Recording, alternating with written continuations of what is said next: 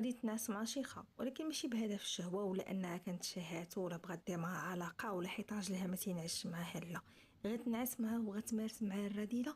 الهدف واحد وهو الفلوس. غتقولوا كيفاش انها غتنعس مع شيخه على ودية الفلوس، وكيفاش حتى غطيحوا في الشبكه. بقاو معايا باش تعرفوا هاد الشيء كيفاش وقع وعلاش غتمارس مع شيخه، وهاد القصه هادي باش غادي تنتهي في الاخر. الا كنتم من عشاق الغموض ومن عشاق الجرائم، بقاو معايا حتى الاخر وديروا اشتراك في القناه الى عجبكم المحتوى اكيد. المهم نبداو على بركه الله. احمد هو واحد الشاب اللي تربى في واحد العائله اللي متوسطه بزاف. الاب ديالو ولا باه كان خدام في واحد القهوه، كان الصالير ديالو على قد الحال يلاه تيتكافى مع المعيشه ومع الغلا ديال الخضره، راكم عارفين، والغلا ديال يعني المواد الغذائيه. وقرر ولده وصار على ان ولده يعني يقرا مزيان، وكان حريص جدا على ان احمد ما يتخصصو حتى شي حاجه. كان عنده ولد واحد سميتو احمد، فكان يعني تيبذل ما في الوسع ديالو باش يوفر ليه الملبس وباش يوفر ليه الكتوبه وباش يوفر ليه يعني اي حاجه بغاها. المهم ملي غادي يوصل احمد 12 سنه، الام ديالو غادي تموت وغادي يبقى احمد مع باه الحاج المهدي. غادي يكبر معاه وغيكمل القرايه ديالو وغيتخرج وغيولي استاذ في السلك الاعدادي. هنا ملي غادي يكون عند احمد 27 سنه، باه غيقول ليه علاش ما تزوجش وتجيب لينا يعني شي بنت الناس اللي تكون بيك وتعتني بيك وترتاح ليها وتكون الونيسه ديالك وتكمل معها حياتك. احمد اكيد ما غاديش يمانع، خصوصا انه وصل 27 سنه وخدام وعنده الدار ديالو وعنده الطوموبيل ديالو، يعني ما نقصو حتى شي خير. فاقتنع بالهضره ديال تباه اللي اكيد غيبغي ليه غير الخير، وقال نبدا على بركه الله. وهنا غتبدا المسيره ديال احمد في انه يقلب على المراه ديال ديالو اللي غيكمل معاها حياته. انا غادي يطيح الخيار ديالو على واحد البنت اللي كانت تقرا معاه، ما كملتش القرايه ديالها ولكن يعني وصلت حتى الباك، وكان ديك الساعه عينو عليها ولكن انتم عارفين بحكم انه كان باقي صغير وما فحالتوش، فكان يعني تيفضل على انه يركز على قرايته. المهم منين كمل قرايته وخدم وتوظف، قال نشوف الا كانت ناول مازال بلا زواج نتزوج بها ونتقدم ليها على بركه الله. داكشي اللي كان غيعاود يقلب على هاد البنت هادي اللي كانت ما بعيداش بزاف عليهم، يعني تقريبا في نفس الحي اللي هما ساكنين فيه. فعلا غيلقاها مازال ما مزوجاش، كانت بنت اللي زوينه يعني زينها ملفت. المهم غادي يتلاقى معاها واحد النهار، غيتبادلوا ارقام ديال التليفون. غيقول لها راه بغيت نتعرف عليك وبغيتك الحلال، يعني بغيتك كزوجه، راه ماشي باغي نضوز معاك الوقت ولا باغي غير نضيع لك وقتك ولا نضحك عليك. قال لها انا بغيتك يعني المراه ديالي، بغيتك زوجه ديالي اللي تكوني معايا في السراء وفي الضراء، وراه ما غيتخصك ان شاء الله حتى شي حاجه. كما قلنا نوال كانت واحد البنت اللي زوينه تبارك الله، كانت واخداها طوله وتجريده وبيوضه، كانت بيضه بزاف، والعينين عرفتي تشوف داك العينين ديالها كبار وزوينين. المهم النور على وجهها، اي واحد كان تيشوفها كانت تعجبو نوال. كانت يعني معروفه تما ان نوال بنت اللي زوينه وبنت اللي اي واحد يتمناها. المهم نوال قالت ليه مرحبا مرحبا بالفكره، وقالت لي دابا انا غنقولها لمي نقولها لوالديا وجيبوا نتوما الصواب نتا وباك ومرحبا بكم. الغلط اللي غيدير احمد هنا هو انه ما غاديش يمشي يقلب على البنت ولا السمعه ديالها ولا واش عندها علاقه مع شي حد، لا. يعني قال هاد الانسانه هذه مزيانه يعني عموما كلشي الناس تيشكروا فيها. فمشى دا الصواب هو باه تقدموا ليها، دقوا الباب، يعني جاو من الباب ماشي ضيع الوقت وبقى خيطي بيطي ومره معها هنا في القهوه الفلانيه ومره في البحر ومره في الريستو الفلانيه، لا. فكان انسان اللي معقول وكان جدي لواحد يعني الابعد حد. داكشي اللي كان. منين مشى غادي يتقدم ليها، والديها غادي يوافقوا اكيد لانهم تبارك الله استاذ ادي الدنيا كما تيقولوا المصريين، خدام مزيان بدويرتو بفليساتو وتبارك الله. حتى هو كان نتوما عارفين الدكاله، كان الطوله والتجريده حتى هو، والبياض والصواب والاداب والقرايه، يعني من الاخر ما فيه ما يتعيب. المهم غادي يتفقوا على كل شيء، غادي يديروا النهار ديال الخطبه، غادي يعني يعولوا وغيكون العرس. غادي يتزوج بها وغادي يديها للدار ديالو بطبيعه الحال فين كاين حتى باه كان راجل كبير، العمر ديالو تقريبا داك 80 سنه، مسكين كبير تقوصلو الظهر، ما بقاش قادر حتى يعني يتحرك بزاف ولا هادي. ولكن آه كان باع واحد البليده وكان عنده فليسات حتى هو، وكان عنده رزقو اللي حاطو تحت راسو، وهادشي كانت عارفه به نوال.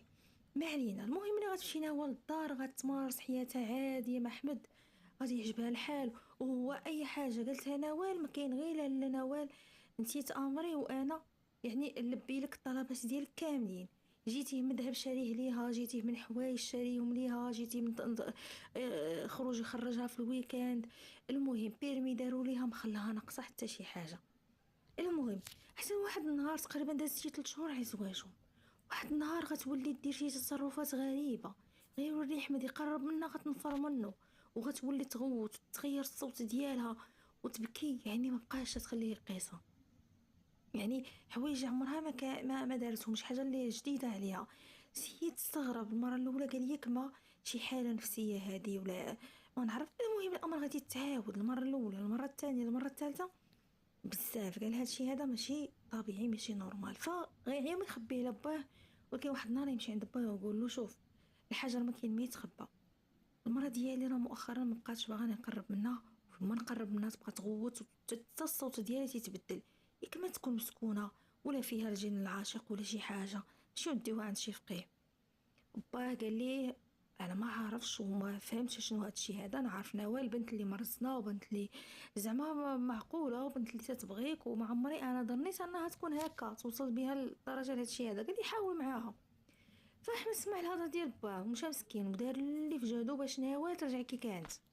ولكن هادشي عمرو ما غادي يكون. ناول عاد ما زادت فيه، وعاد ما ولات تتغوت ملي تيقرب ليها، وعاد تتبدل في اللون ديالها، بالاضافه حتى صوتها تيتبدل ملي تجي داك الحاله، الصوت ديالها تيتبدل، تيولي بحال شي صوت شي راجل، بحال شي صوت حرج، ماشي الصوت ديال نوال اللي رقيق ولي. المهم احمد هادشي غادي يكثر عليه. واحد النهار احمد غيمشي للخدمه ديالو كي دايما، يعني مشى الصباح فاق مع 8:30. هاد الحاله هي كانت تجيها فاش يقرب ليها يعني في الفراج، راكم عارفين. واحد النهار مشى الخدمه ديالو مع ديك 8:30، هي شنو غادي دير؟ شيخه ناعس في بيتو، فاذا بها هي دخلت عنده البيت. كيف ما قلنا راجل كبير ظهره تقوس، يعني كبير في العمر، كاين عارفه السيد راه عنده الفلوس، فغادي تمشي لعنده وغتفتح عليه الباب غتصدمو. لابسه واحد اللباس اللي هي عريان، يعني كلشي باين، الجسم ديالها كله مكشوف، كلشي باين، يعني كلشي على الله كما تنقولوا. فهنا غادي يشوفوا ويقول لها بنتي على الشيطان اش هاد الشيء. فغتقول لي شوف، انا فيا جن عاشق، وإلا بغيتي هاد الجن هذا يمشي من الشروط ديالو انني نمارس معاك نتايا بطراجلي. فهنا غادي تصدم وغادي يقول لها لا، وهادشي عمره ما غنديرو، وحد الله بيني وبين الحرام، على انا حتى الاخر ديال عمري وغندير هاد الكارثه هادي، ما يمكنش. هنا غتبقى تغوت وغتبقى تقطع في حويجه، كلشي حويجه غادي يمشي، وهنا غيتخلع السيد وغيقول لها شوفي شوف يا بنتي، الا كان هذا هو الشرط باش انتي ترجعي لحالتك الطبيعيه فانا مستعد، ماشي مشكل. في اخر عمري غادي نضحي على ودية ولدي. نوال غادي تبدل ديك الساعه اللون ديالها وغتقول ليه مزيان، ولكن غتقول ليه عندي واحد الشرط، ماشي هنا في الدار فين نديرو داكشي ولا غنمارسو داك الرذيله. غتقول ليه غنهبطو للكراج لتحت، داكشي اللي فيا بغا في الكراج لتحت. مسكين على سعدو بوحدو بدل الحوايج وغيهبط لتحت وغادي مارس معاه الرذيله، وغادي يديرو داكشي اللي ما خصوش يدار. وهنا بطبيعه الحال السيد غادي يعجبو الحال، واخا هو في الاول كان غير على وديت مصلحته، ما يعجبو الحال. المشكله هو انه ما غاديش يوقفوا هنا عند هاد الحد، غتولي داكشي يتعاود كل نهار. تقريبا غادي تكون شي 8 المرات بحال هكاك، الامور عاديه، عايش مع ولده في الدار. نهاول ولات طبيعيه. واحد النهار الحاج جالس تيتفرج في واحد المسلسل وعايش ليا الحياه، حتى غتجي واحد لابيل، واحد المكالمه من واحد الرقم اللي ما عارفوش، رقم اللي غريب عليه. غادي يجاوب الو السلام عليكم. السلام. غيقول ليه فلان انت؟ هو الحاج قال لي هو انا. يقول ليه عندي لك واحد الفيديوهات اللي انت فيهم مع مرت ولدك في الكراج وليتي تمارس فيهم الرذيله، ودابا عندك جوج الحلول، يا اما غتعطيني 10 ديال المليون، يا اما الفيديوهات ديالك غادي تنشر وغنفضحك قدام ولدك وغنفضحك قدام العائله ديالك انت ومرت ولدك. هنا الحاج غادي يتصدم، ما يعرف راسو باش تبلى.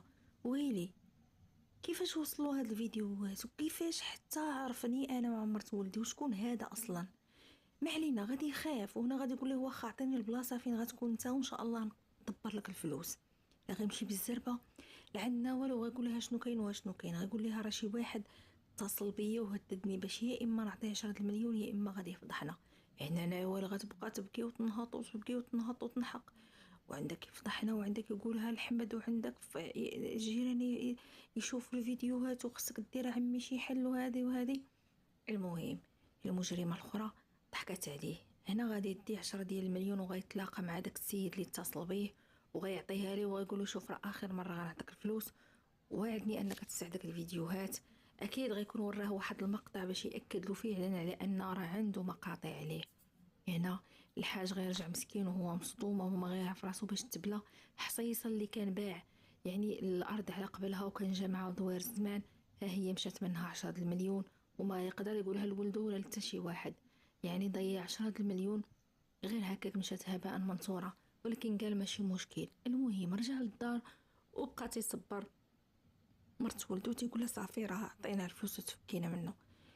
غادي يدوز تقريبا واحد الشهر والحاج غيستمر في داك الممارسه ديالو مع مرت ولدو كما قلنا عجبو الحال. حتى لواحد النهار عاوتاني غيجي اتصال من رقم واحد اخر.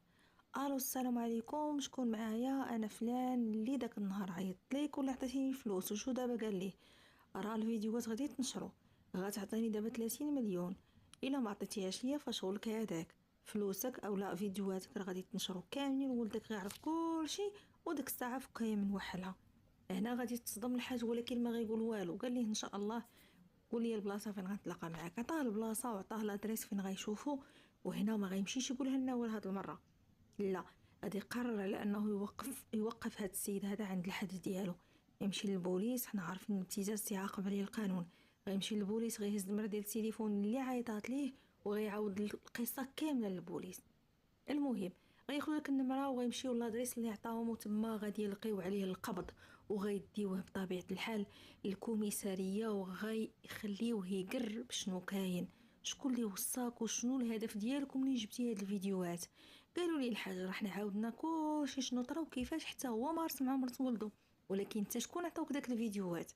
هنا غتكون الصدمه اللي غادي يعني الحاجه اللي غتصدم الحاج وغتصدم حتى ولدو اللي جا تما كاين البوليس باش يعرف شنو كاين. غيتصدم اول حاجه من باه وعاد غيتصدم من المرا ديالو اللي كاين تيشوفها ملاك. تنقول لكم ما تيقوش، ما بقات الثقه عباد الله. داكشي اللي كاين هنا. من بعد الحاج غادي يعاود لولدو كلشي وغادي يشرح ليه. قال له انا بغيت نعاونك ولكن راه ما كنتش عارفه غنوصل لهذا الشيء هذا. المهم هذاك الولد غادي يعاود كلشي، غيقول لهم شوفوا انا هاد السيده هذه ناول كنت نعرفها قبل ما تتزوج بحمد، كانت صاحبتي كنت باغي نتزوج بها ولكن ما كانش عندي فلوس، ما كانش عندي الدار، فوالديها رفضوا وهنا قررت باش نبقى مصاحب معاها ووعدتني انه واخا تزوج غتبقى معايا. وكانت يعني على علاقه بيا قبل الزواج. ونهار اللي احمد بغى يتزوج بها راه مشات دارت داك العمليه ديال يعني ترقيع غشاء البكره باش تزوجات بيه على اساس انها مازال بنت. ووعدتني يعني انها غتبقى معايا في علاقه من بعد الزواج. قال لهم فاش تزوجات قالت لي راه شيخي عنده واحد المبلغ ديال الفلوس، يعني واحد الحصيصه مخبيها، فشنو بان لك نضحكوا عليه وناخذوا له الحصيصه كامله، هو راجل كبير وهذه. فقال لهم فكرنا في هذه الخطه هذه وضحكنا عليه وضحكنا حتى على ولدو وبدينا تنبتزو فيه. هنا بطبيعه الحال احمد غادي يتصدم. تصوروا هذه الخطه هذه والله الشيطان ما طاح عليه. المهم بقاو مصدومين بجوج، لا الاب ولا ولدو ولا حتى داك البوليس. المهم غادي يلقيو القبض عليه وغادي يلقيو عليه القبض حتى هي بتهمه الفساد وبتهمه الخيانه الزوجيه. الاب ديالو حتى هو غادي يتشد في الحبس ولكن غادي يسمح لباه لانه عارف باه غير ضحيه ديال داك الشيطانه. وغادي تشد هي في الحبس وغتمشي ضرب يعني سنوات ديال الحبس هي وهذاك المجرم اللي كان مصاحبه معاه. شوفوا شي مرات ربي تيبغي يعفو عليك من شي حاجه اللي خايبه ولكن انت بالكلاخ ديالك تبقى مستمر فيها. ربي بغى ليها زوج صالح وبغاها تكون عايشه حياه نقيه، ما مخليها ناقصه حتى حاجه، وهي بقات مصره على انها تعيش في الوسخ من بعد ما تزوجات ومن بعد ما نقدها واحد الانسان وخلاها تعيش حياه اللي نظيفه وحياه اللي زوينه وحياه اللي شريفه. فشي مرات الانسان تيبقى يعني ابن بيئته، يعني كيف ما تربى كيف ما تيبغى يبقى. كان في الوسخ تيبغى يبقى في الوسخ، ما تيبغيش يحسن من راسو، ما تيبغيش يبدل الوضعيه ديالو. هادشي اللي طرا لنا هو دابا في هاد القصه هادي، وهي الخاسره. لان احمد سمح لباه تنازل لباه ومشى معاه للدار، وبقات هي وداك خينا في الحبس يخلصوا ويوديو داكشي اللي داروا. كانت هذه القصه ديال اليوم، والسلام عليكم.